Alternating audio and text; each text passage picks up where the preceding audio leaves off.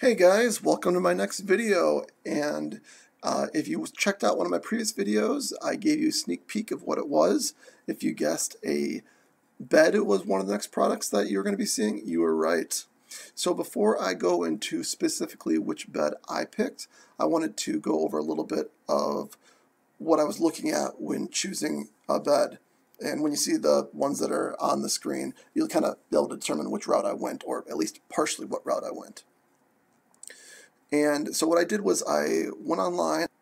I found a bunch of the different beds that were being sold online. Basically, you get them in a box, and they're all of similar costs.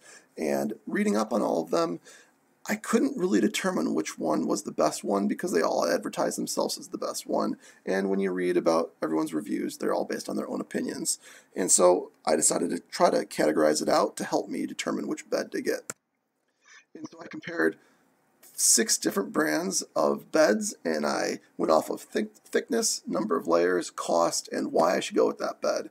And I chose those 4 things because as I was reading them, those were 4 things that they seem to all kind of talk about for the most part, and so it made sense to compare the 4.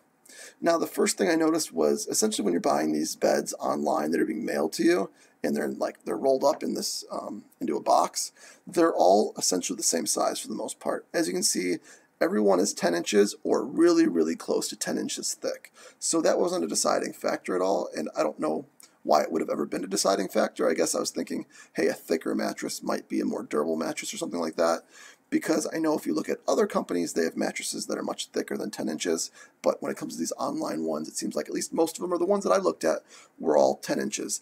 How did I choose these 6? Basically, when I was doing a search, these are the ones that came up, and so they seem to be the most popular ones, and so I went with those 6.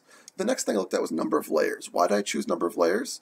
Well, Tuft and Needle was making a big deal about it on their website, saying, we have less layers because we want to make sure that there's good airflow through your mattress. That'll help keep it cool. Now, the funny thing is, though, that if you read about any of the other brands, they advertise that they have a cool mattress also because of a certain layer or how they designed it. Tuft and Needle says, well, if you have more layers, you have all this glue between the layers and it's stopping airflow, and you're just not designing a bed the correct way if you have more than 2 layers. So, good advertising on their part, but I don't know if that, sold me that I need to go with a 2-layer bed. Maybe the other ones would be okay also. You can see that most of them were in that 3 to 4 range, or all of the rest were in the 3 to 4 range.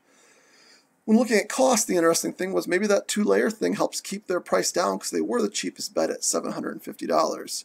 And Purple was the most expensive bed at $1,299. The funny thing is, Purple's also the newest competitor in this sector. They launched a Kickstarter campaign semi-recently, and now they're on the market selling their bed. Not only does Purple say that they're the best bed because of this hyper-elastic polymer that is supposed to be very responsive and cradle your body in a way that other ones can't, and it's supposed to be more durable and not deteriorate because of the materials it's using.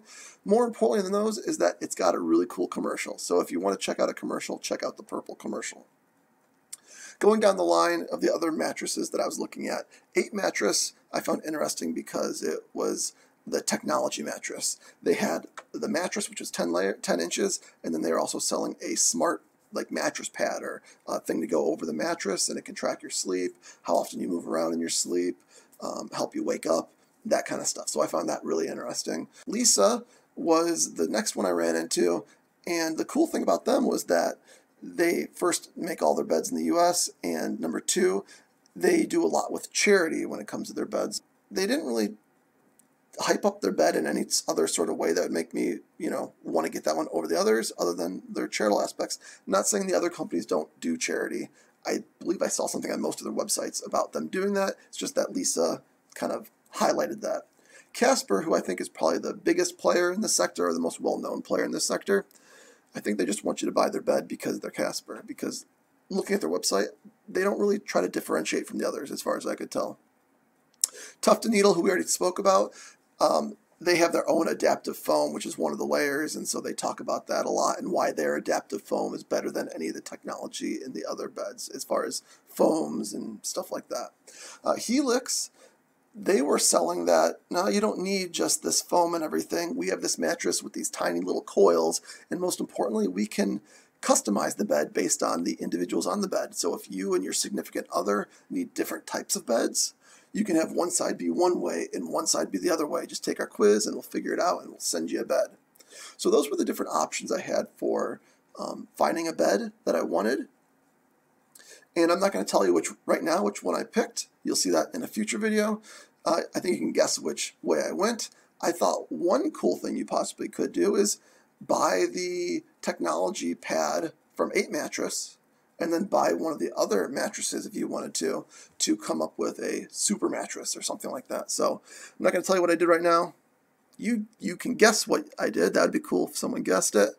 And or let me know what you do. And I'll see you in the next video.